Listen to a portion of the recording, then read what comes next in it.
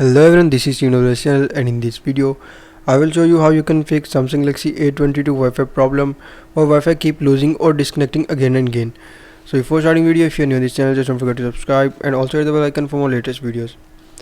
So if you are facing Wi-Fi keep losing signals or keep disconnecting again and again problem in Samsung Galaxy A22, first of all you just need to go to settings and then follow every single step as I am showing you in this video.